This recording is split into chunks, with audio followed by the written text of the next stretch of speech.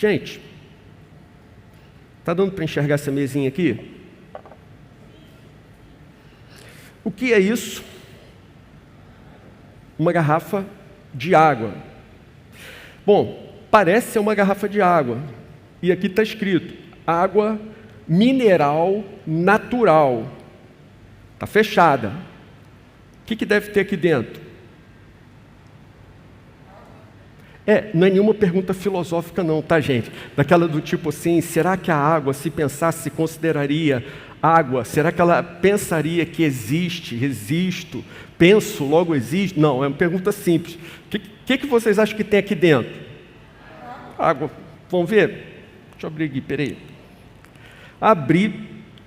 Olha, tem jeito de água, cor de água, está escrito água. O que será isso aqui?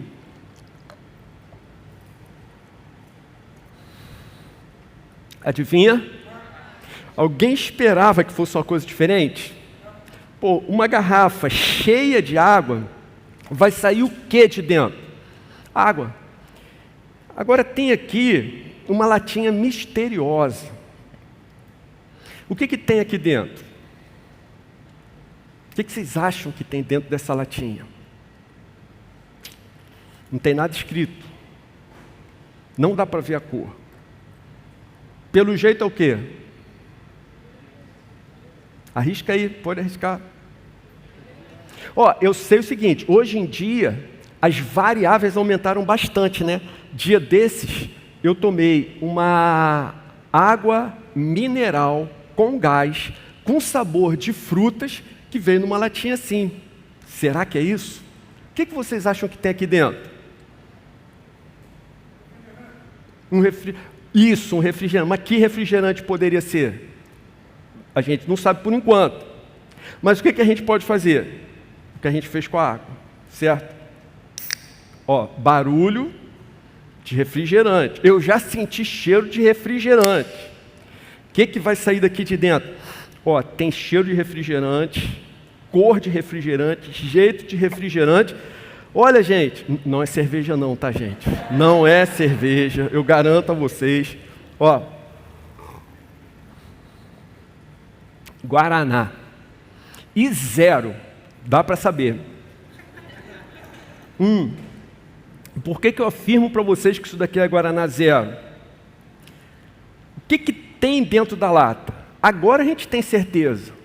Eu posso ter certeza que o que tinha dentro dessa lata era Guaraná zero. Por quê? Porque eu tirei a tampa, abri, deixei o Guaraná sair.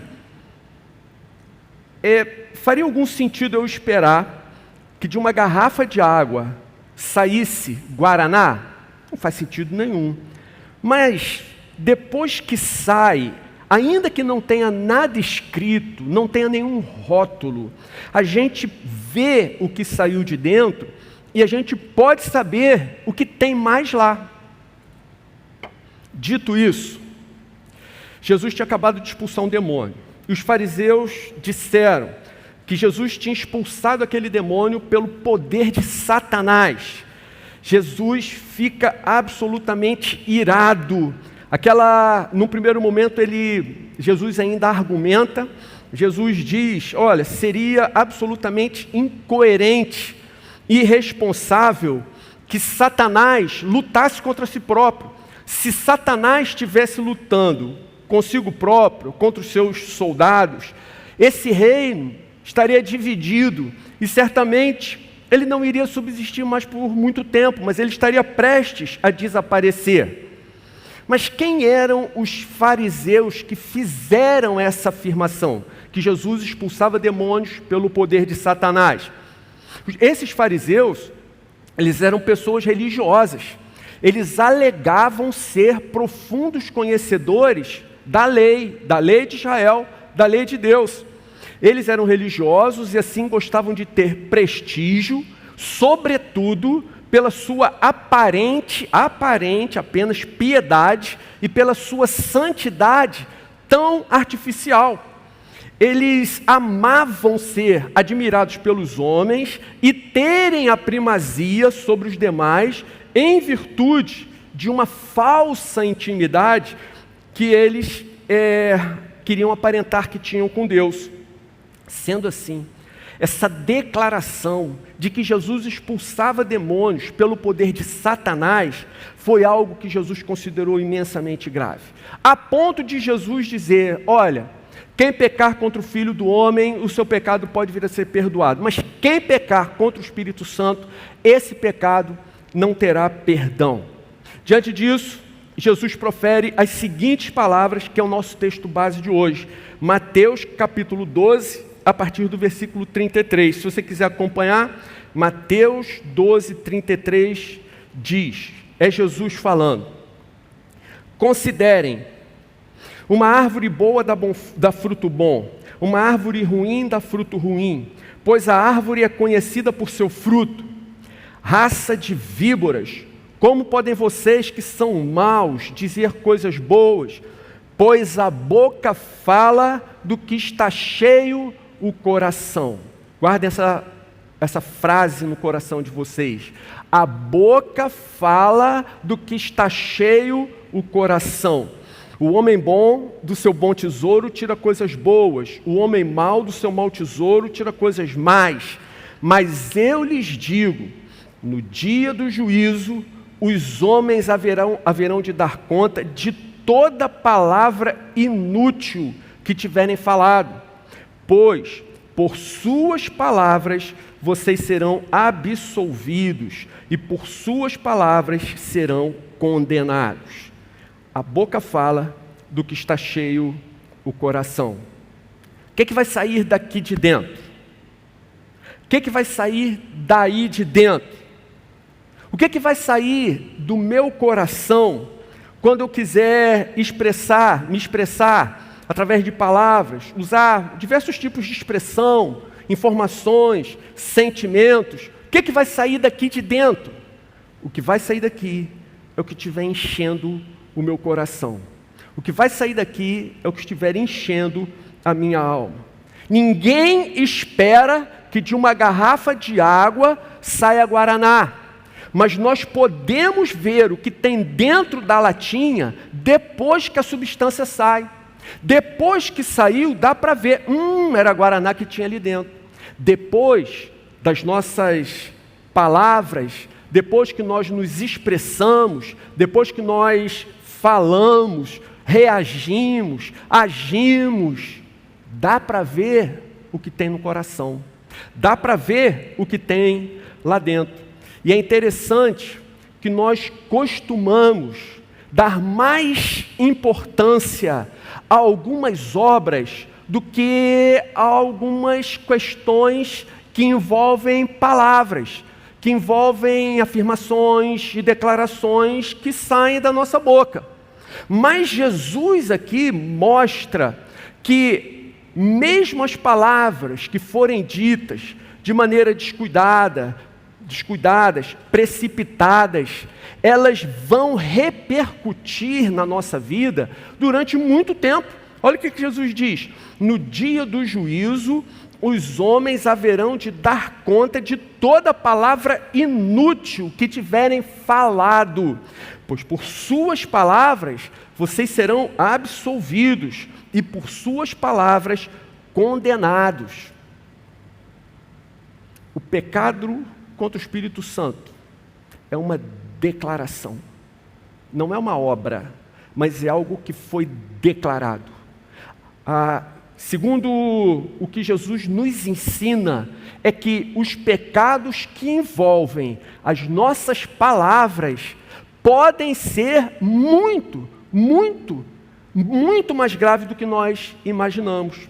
Então, na Escritura, pecados como mentira, fofoca, murmuração, insultos, são tão graves e tão dignos de condenação quanto é o adultério, quanto é o roubo e até mesmo o assassinato.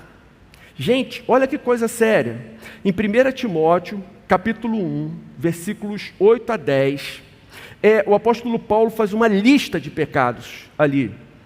E ele diz o seguinte, que os mentirosos e os que juram falsamente são colocados no mesmo patamar de gravidade, de igualdade, que são aqueles que praticam, segundo Paulo, toda forma de imoralidade sexual. Ele coloca no mesmo patamar que os sequestradores, que até perante a sociedade é considerado um crime hediondo. Ele coloca no mesmo patamar que os assassinos. E Paulo chega ao ponto de especificar até mesmo aqueles que matam pai e mãe. Portanto, uma coisa é a importância e a gravidade que nós vemos nos pecados das nossas palavras. Outra coisa é a gravidade real que eles têm de acordo com a Bíblia. E hoje o Senhor quer falar com a gente a respeito disso. Será que isso é um exagero? Será que isso está sendo uma ênfase exagerada, demasiada e que não condiz com a realidade? Eu pensei em alguns casos recentes e, lógico, eu vou falar alguns casos assim que foram, digamos, retumbantes, porque todos conhecem, e a gente pode chegar a uma conclusão juntos. Mas há não muito tempo, a economia do Brasil ela estava retornando ao crescimento, a bolsa subia, o dólar caía, a confiança dos investidores estava voltando devagarzinho no nosso país, quando uma conversa gravada nos porões da República jogou todo o país num novo período de insegurança e estabilidade. Uma simples declaração, não sei se vocês vão lembrar, em que o presidente fala para um empresário: mantém isso, viu? Mantém isso. Se referindo à mesada que um certo político recebia para permanecer em silêncio. Isso abalou completamente o país. Estagnou todo aquele processo de prosperidade que estava retornando à nossa nação. Vocês veem? Uma simples declaração, mantém isso, viu? Teve um impacto que causou prejuízos à nação, que repercutiu de formas diversas, complexas, para toda a população, para todo um país. No entanto, existe um caso que, a meu ver, é ainda mais chocante e que aconteceu alguns anos ainda antes dessa declaração. Ficou conhecido como o caso da Escola Base de São Paulo. Esse caso foi tão grave, tão terrível, tão dramático, que esses dias, lendo a respeito, eu vi que ele se tornou um estudo de caso para a faculdade de psicologia, psiquiatria, direito e mais algumas áreas do saber, que pudessem estar envolvidas com situações semelhantes. Então o caso foi o seguinte: caso da Escola Base de São Paulo. 2 mães, de maneira irresponsável, acusaram os donos da escola, uma professora e seu marido, que era motorista da escola, motorista dos alunos da escola, fazia o transporte dos alunos, e os pais, pai e mãe, de um outro aluno. Essas 2 mães irresponsavelmente acusaram essas pessoas de pedofilia e de abusarem sexualmente de seus filhos de apenas 4 anos. Um dos filhos, segundo as mães, seus filhos tinham mudado de comportamento, um deles foi enviado para fazer o exame de corpo de delito e notaram alguma coisa no intestino do menino. E disseram: olha, a conclusão, o resultado ainda é inconclusivo, não dá para fazer nenhum tipo de afirmação, mas foi achado algo que precisa ser mais estudado. As mães acusadoras, preocupadas em dar visibilidade ao caso, elas logo comunicaram toda a imprensa, chamaram a imprensa, reuniram todos na porta da delegacia, a imprensa compareceu em massa, e a partir desse momento, a opinião pública, influenciada pela declaração das mães, do primeiro delegado do caso, que se precipitou, ávido por seus 5 minutos de fama, e pela cobertura sufocante da mídia, julgou e condenou aquelas pessoas. A opinião pública julgou e condenou todas aquelas pessoas. Enfurecida com o caso, revoltada com a situação, uma multidão depredou a escola, roubou e destruiu as casas de todos os acusados. O dono da escola morreu de infarto, sua esposa morreu de câncer, nenhuma das famílias acusadas suportou a pressão, todas as famílias se desfizeram. As pessoas que sobreviveram ainda tentam levar uma vida normal, lutando diariamente contra a depressão, uma série de doenças emocionais e a vontade permanente dessas pessoas de morrerem. Tempos depois, novas investigações provaram que o caso não passou de uma série de erros. O exame que havia dado no intestino do menino era fruto de uma doença que ele tinha que fazia com que seu intestino ficasse regularmente ressecado. Sua mãe era consciente disso, mas ela se omitiu e deixou as coisas prosseguirem. Todas aquelas pessoas tiveram suas vidas desgraçadas e morreram, ou vivem com um rótulo ainda de pedófilos. Todas elas eram inocentes. Então aqui nós vemos na prática, num caso que ficou conhecido em todo o país, o perigo e a gravidade que uma declaração, que um pecado da boca, um pecado de algumas palavras pode causar. Veja que interessante, profeta Jeremias, capítulo 18, versículo 18, na versão revista e atualizada. Algumas pessoas perguntaram, o que é esse RA antes do JR? JR, vocês sabem, é o profeta Jeremias. RA significa segundo a versão revista e atualizada. A gente não coloca em todos os outros versículos NVI na frente, que é a versão que a gente usa, porque ela já foi estabelecida entre nós como padrão. Por ser padrão, não precisa fazer referência. Mas quando usamos uma versão diferente, a gente faz a menção à versão que estamos usando.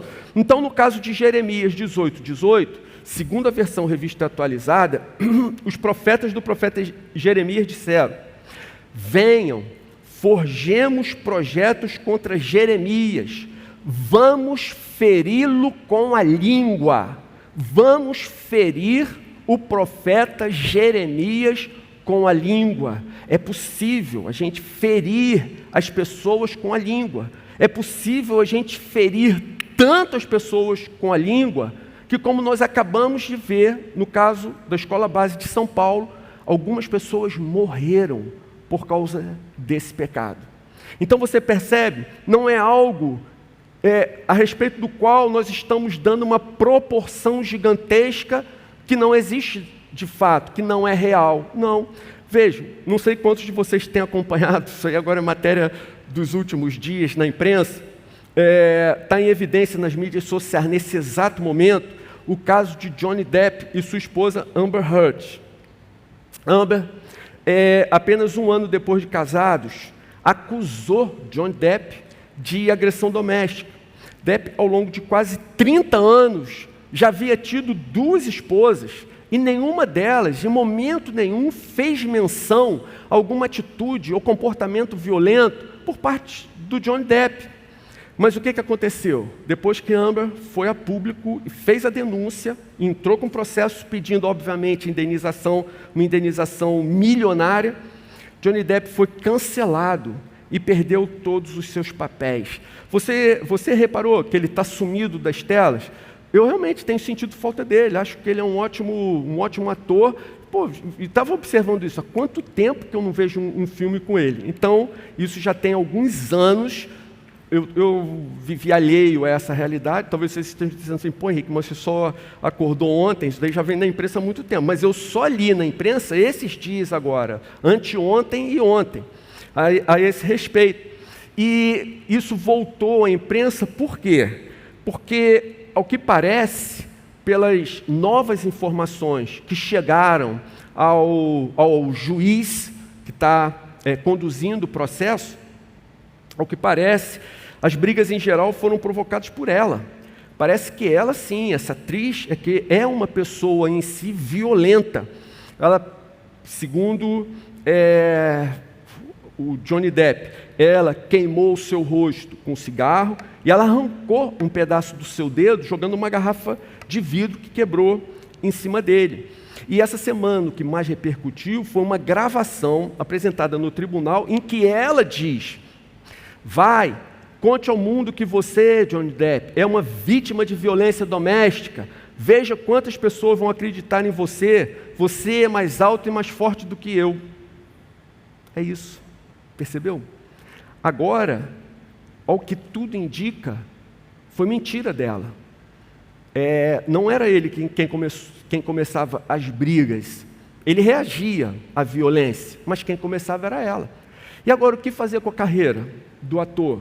O que fazer com todo esse tempo perdido? Com todo esse valor, que eu diria que são valores incalculáveis que foram perdidos por causa de uma acusação, provavelmente mentirosa por parte dela. Jesus estava com seus discípulos na Galileia. Alguns fariseus vieram de Jerusalém para estarem com ele, viram que os discípulos de Jesus não tinham certas preocupações cerimoniais, dentre elas lavar as mãos antes de comer, e ficaram incomodados com isso. Então, eles começam a reclamar de Jesus que os seus discípulos comiam sem lavar as mãos. Jesus os exorta, depois chama umas pessoas para si e diz para elas o seguinte, Mateus 15, versículos 10 e 11. O que entra pela boca não torna o homem impuro, mas o que sai de sua boca, isso o torna impuro. E acrescenta, versículos 18 a 20. As coisas que saem da boca vêm do coração, e são essas que tornam o homem impuro, pois do coração saem os maus pensamentos, os homicídios, os adultérios, as imoralidades sexuais, os roubos, os falsos testemunhos e as calúnias. Essas coisas é que tornam o homem impuro. Eu queria destacar aqui, gente, presta atenção, eu queria destacar aqui o seguinte, observa que há uma ligação direta da boca com o coração. É isso que Jesus está dizendo. As coisas que saem da boca vêm do coração, vêm diretamente do coração. Existe uma ligação da boca com o coração. Aqui, nesse fato, Jesus não está dizendo que você não deve se importar com a sua saúde, que você não deve se importar com a sua higiene pessoal. Lava a mão, cuida da sua saúde, cuida da sua higiene. Jesus não está pregando contra essas coisas. O que Jesus está ensinando aqui é o seguinte, olha, vocês, sobretudo os fariseus, estão preocupados com uma infecção intestinal, vocês estão preocupados com um problema no estômago, mas vocês estão deixando o mais importante esquecido. Vocês lavam as mãos, vocês higienizam os alimentos, mas o coração de vocês está sujo, está imundo, está envenenado, e é esse veneno que escorre da alma de vocês. Isso é que torna o homem impuro. As coisas que saem da boca vêm do coração, e são essas que tornam o homem impuro. Conto com o carinho de vocês e quero pedir para vocês abrirem agora a Bíblia de vocês em Efésios 5, e nós vamos ler a partir do versículo 18. Efésios 5, 18.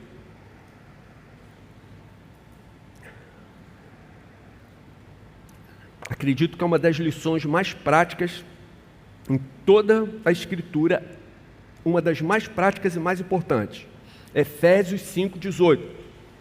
Não se embriaguem com vinho que leva à libertinagem, mas deixem-se encher pelo Espírito. Ok? Até aí, você pode olhar para mim? Deixem-se encher pelo Espírito. Paulo ensina, Paulo está dizendo, deixem-se encher pelo Espírito. Quando você lê essa afirmação de Paulo, o que você pensa? Deixem-se encher é algo, vamos dizer, passivo. Deixem-se encher é algo que vou deixar, alguém vai me encher e eu vou esperar que seja enchido. Guardem uma coisa, deixem-se encher pelo Espírito é a única passagem de toda a Escritura Sagrada que ensina literalmente o que nós podemos fazer para sermos cheios do Espírito. Existe uma série de coisas que nós podemos fazer, como orar, ler a Bíblia, jejuar, termos comunhão, uma série de coisas, lendo as Escrituras, pelo contexto nós deduzimos. Se fizer todas essas coisas, eu serei cheio do Espírito. Mas existe uma única passagem que fala literalmente o que é preciso fazer, o que é possível fazer para você ter uma vida cheia do Espírito. Se esse texto terminasse assim, mas deixem-se encher pelo Espírito, ponto, nós concluiríamos que o enchimento do Espírito é algo completamente passivo, alheio a nós, que nós deveríamos aguardar de maneira apática, inativa, quase que eu chego a dizer desinteressada, até que perceberíamos, com o passar do tempo, que fomos enchidos, sem explicar e sem saber exatamente como. Mas não é ponto que tem depois do Espírito, é vírgula. E Paulo continua o seu pensamento dizendo o seguinte: não apenas o que nós podemos, mas nós devemos fazer para sermos cheios do Espírito. Então, só retomando o raciocínio, deixem-se encher pelo Espírito, falando entre si com salmos, hinos e cânticos espirituais, cantando e louvando de coração ao Senhor, dando graças constantemente a Deus Pai por todas as coisas, em nome do nosso Senhor Jesus Cristo. Então você viu o que Paulo ensina para a gente? O que Paulo ensina é que, se você começar a glorificar a Deus com o seu falar, se você começar a louvar, ainda que seu coração esteja doído, magoado, aflito, ansioso, se você começa a adorar e a compartilhar com os irmãos essas palavras de adoração, e gente, eu não estou falando aqui daquele dialeto chato que muita gente religiosa hoje tem, e a gente já compartilhou sobre isso, um dialeto crentez, horrível, que graças a Deus a gente erradicou aqui do nosso meio. Então não é para nós retomarmos isso, mas eu estive pensando aqui, como que eu posso exemplificar, não é? Por exemplo, como você comenta uma notícia ruim, mas adorando a Deus. Não sei, imagina uma situação qualquer. Por exemplo, quadro político atual do país. A coisa está feia, está complicada. Como seria o comentário no elevador do seu prédio, no ônibus, no seu trabalho? Seria, alguém ia tomar partido de um lado e diria assim: esse cara é um... e o outro cara é... né? Esse país não tem jeito. Seria mais ou menos assim. Nós temos total consciência da situação política do país, mas nós temos consciência de outro fato que é ainda mais real e mais poderoso do que a situação política do país. Nós temos certeza, convicção de que Deus continua reinando sobre tudo isso. Mas eu não vou, no momento de discutir no trabalho ou no elevador do prédio, soltar essa verdade de uma forma prematura para alguém que está reclamando da vida. Mas o que eu diria olha, a situação realmente está difícil, mas no meu coração eu tenho certeza que vai melhorar. Pronto, muda tudo. Ou você pode conversar com o irmão da igreja falando algo talvez um pouco mais profundo, como: olha, a situação realmente está difícil, mas eu não tenho dúvida que Deus continua reinando. Deus está entre nós. Deus nos preparou para essa hora. Percebe? Você não está se iludindo dizendo que a situação está boa quando a situação está ruim. Você reconhece a situação, mas seu coração não é tomado por isso. E quando você, ao invés de ser contaminado por todas essas opiniões tão ruins, ao invés de você ser levado, influenciado para murmurar, resmungar, maldizer, você toma o controle das suas palavras e você glorifica a Deus no seu coração e através das suas declarações. Se você começa a ter uma vida assim, você começa a ser cheio do Espírito. É assim que nós vamos nos deixar encher pelo Espírito. Realmente deixar encher pelo Espírito é algo alheio a nós, mas há uma maneira de nós prepararmos o nosso coração para que o Espírito encha. Eu diria para vocês, o Espírito está sendo derramado continuamente sobre nós. Por que nós não temos uma vida cheia do Espírito Santo? Porque o pecado funciona como furos nessa vasilha. Ele derrama o Espírito, mas essa vasilha está completamente furada. O Espírito, do mesmo jeito que entra, ele é drenado imediatamente. Mas quando nós começamos a louvar, bendizer e reconhecer a grandeza, a soberania do nosso Deus, esses furos vão sendo fechados e nós vamos nos enchendo do Espírito, muitas vezes sem percebermos. Mas quando começamos a agir dessa forma, em pouco tempo nós notamos que houve uma grande mudança na nossa vida. As pessoas vão observar e vão glorificar a Deus. Mas quero também falar o seguinte: se ao abrir a boca, desleixadamente, o veneno irá fluir da nossa alma, por outro, se transformarmos nossas bocas em instrumento de glória ao Senhor, nós seremos pessoas cheias do Espírito. Se usarmos nossas bocas para glorificar a Deus e manifestarmos gratidão, nos faz pessoas cheias do Espírito. Era esse o aspecto que eu queria pegar. Se nós, ao invés de glorificarmos a Deus, se nós murmuramos, resmungamos... Posso refazer o raciocínio aqui? Paulo diz o seguinte: deixem-se encher falando de maneira que você glorifique a Deus continuamente, ok? Se eu faço isso, eu me encho do Espírito. A pergunta que eu ia fazer para vocês é: o que você acha então que acontece com alguém que murmura o tempo todo, que resmunga o tempo todo, que fofoca e maldiz o tempo todo? Existe uma relação direta entre a boca e o coração. Existe uma relação direta entre o que nós falamos e o fato de sermos ou não cheios do Espírito. E eu queria pedir para você dar uma avaliada no seu coração. Se você hoje não sente mais vontade de orar, vontade de ler a Bíblia, vontade de ter mais intimidade com Deus, não sente mais vontade de testemunhar sobre Jesus, não está sentindo vontade de ir à célula, dá uma analisada na sua vida e observa se você não tem dado vazão a esses pecados da língua. Porque, como foi falado ainda há pouco, nós estamos muito atentos a esses pecados que são graves mesmo, como imoralidade sexual, como roubo, e obviamente como assassinato, que é coisa que espero que nunca ninguém aqui jamais venha cometer, nenhum desses, claro. Mas nós damos uma atenção especial e sabemos o peso e a gravidade desses pecados morais. Mas às vezes deixamos esses pecados da língua, que muitas vezes são mais difíceis de serem percebidos, entrarem e fazerem morada em nós. E passamos a ter uma vida assim, vida de fofoqueiro, vida de maldizente, vida de resmungador, de murmurador. Há uma relação direta do que a boca fala com o estado do seu coração. E sabe o que é mais interessante disso tudo?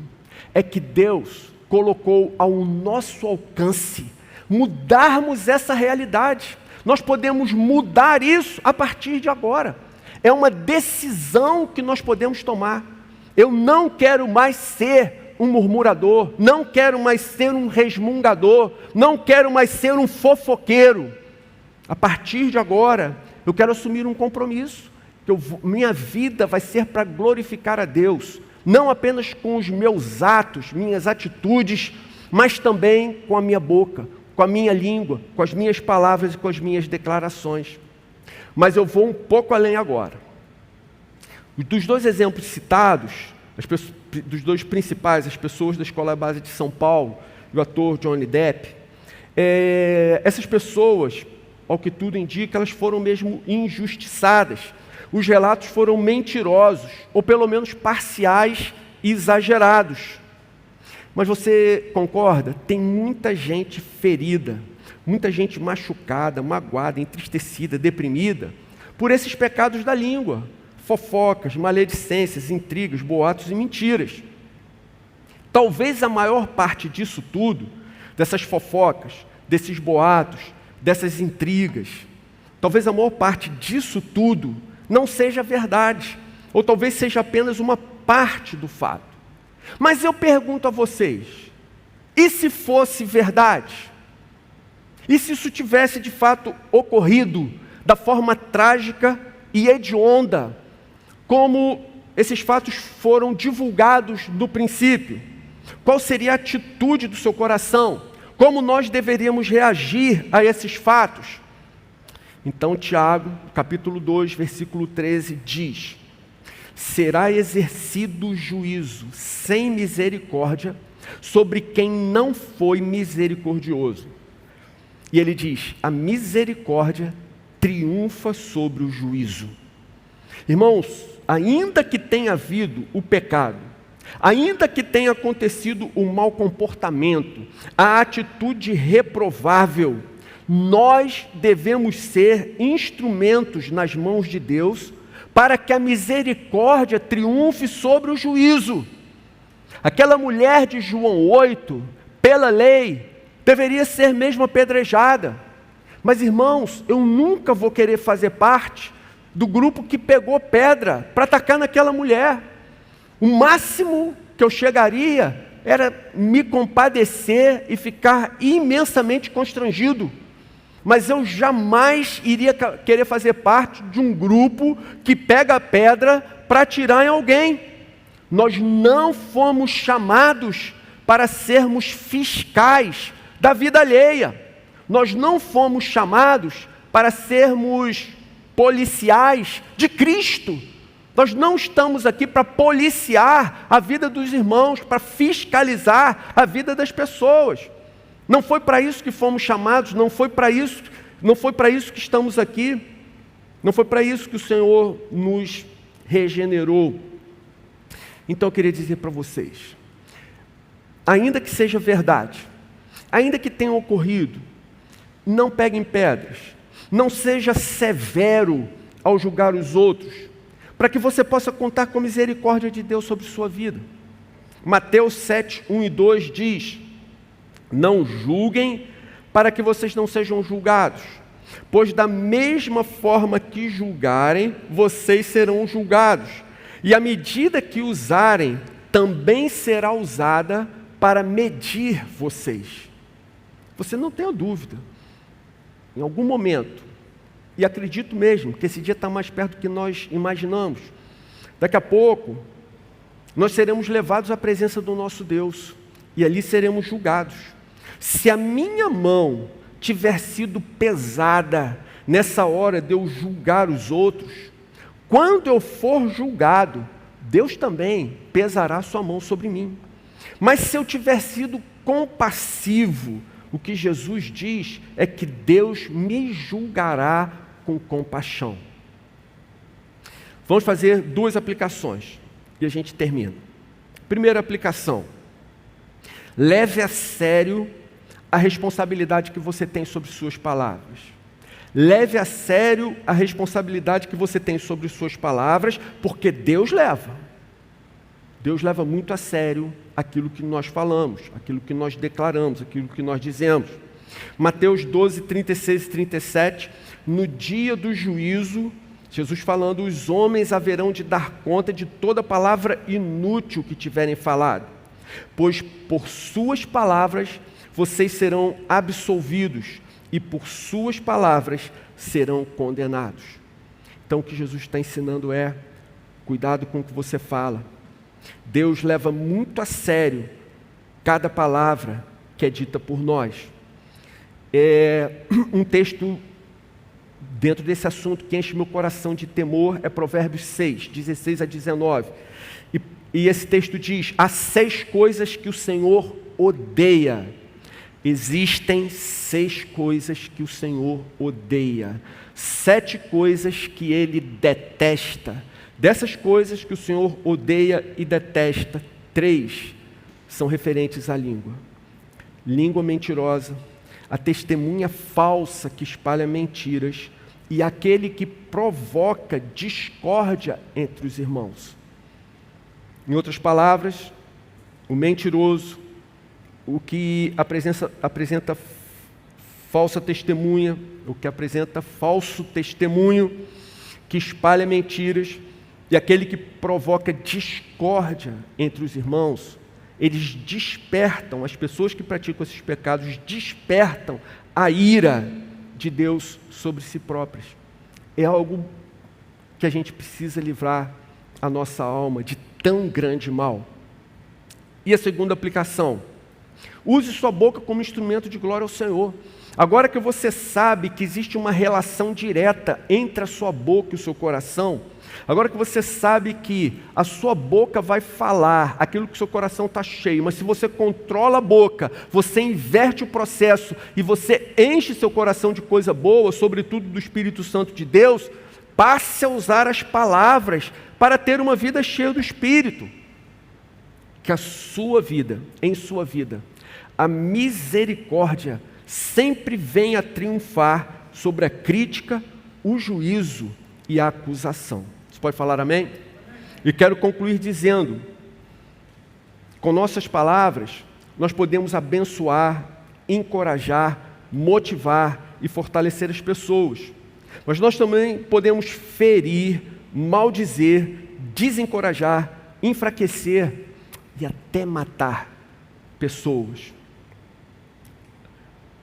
É possível eu pegar uma garrafa de água, apertar e sair outra coisa daqui de dentro? Não. Se está cheio de água, é água que vai sair. Como é que eu vou saber o que tem dentro dessa lata misteriosa? Bom, a partir do momento que sai, agora eu sei o que tem aqui dentro. A partir do momento que nós falamos, a partir do momento que as pessoas nos ouvem, a partir do momento que as pessoas nos observam, elas podem afirmar: eu não posso ver o coração dele, mas agora, através das suas palavras, eu sei exatamente o que tem ali dentro, porque a boca dele fala o que o seu coração está cheio. Podemos ver a sua alma através da sua boca. Seja cuidadoso no seu falar. Em parênteses, a gente não teve tempo aqui de falar sobre as postagens nas mídias sociais. Mas isso daí você pode elevar a uma potência muito maior, tá certo? Tudo que você ouviu aqui foi relativo à sua palavra diretamente. Mas se você estiver pensando em fazer uma postagem, em escrever algo para publicar, gente, aí você pensa 2 vezes. Aí você pensa 3 vezes. Bom, não, faz o seguinte, aí você pensa 3 vezes, escreve e não publica. E guarda. Vou confessar uma coisa para vocês. Eu devo ter algumas dezenas de posts escritos, mas jamais publicados. Eu tenho umas cartas que eu escrevi, mas que eu nunca mandei. Antes, assim, com o passar do tempo, Deus vai dando graça para a gente, e a gente vai aprendendo algumas coisas a respeito da vida. Então, eu já há alguns anos, antes de publicar qualquer coisa, eu mando para o conselho, eu coloco no nosso grupo do conselho e peço: irmãos, por favor, deem uma olhada, aí deem a opinião de vocês. Graças a Deus, esses irmãos me impediram de cometer algumas atrocidades assim. Eu iria falar coisas absurdas, horríveis, que não ia interessar ninguém, que não ia edificar absolutamente ninguém, que não ia servir para o bem de nada, só para prejudicar o coração da própria pessoa, só ia fazer mal. Então, para mim fez bem escrever. Pronto, desabafei, está escrito ali. Pronto, agora eu guardo. E daqui a alguns anos eu apago. Aí, daqui a alguns anos eu reviso aquilo, falo: meu Deus, que horror que eu escrevi, ainda bem que não mandei. Apago e deleto, pronto. Cai no esquecimento, no mar do esquecimento do Senhor. É isso que contamina, envenena e mata espiritualmente. Tome a decisão de usar suas palavras para encher-se do Espírito, abençoar as pessoas e glorificar a Deus. Seja um instrumento nas mãos de Deus, para que através de você a misericórdia sempre triunfe sobre o juízo. Vamos orar? Senhor, ajuda-nos a vivermos essa realidade. Ajuda-nos a colocarmos freios nas nossas bocas. Ajuda-nos a controlarmos as nossas palavras, a nossa língua, nossas declarações, nossos conceitos, nossas opiniões. E livra-nos, Senhor, de usarmos a boca para maldizermos, murmurarmos, participarmos de fofocas, maledicências, para causarmos divisão entre os irmãos, para prejudicarmos a vida de outras pessoas. Livra-nos disso, Senhor. Ajuda-nos a, pelo contrário, a usarmos as nossas bocas apenas para glorificar ao Senhor, apenas para bendizermos o nosso Deus, apenas para abençoar as demais pessoas, Senhor. E, sobretudo, dá-nos esse coração cheio de compaixão, para que sempre nas nossas vidas, nos nossos julgamentos, nas nossas opiniões, sempre, Senhor, a misericórdia venha a triunfar sobre o juízo. Por favor, aplique-se em nós e ajuda-nos a vivermos essa realidade. Nós pedimos e agradecemos em nome de Jesus. Amém. Amém.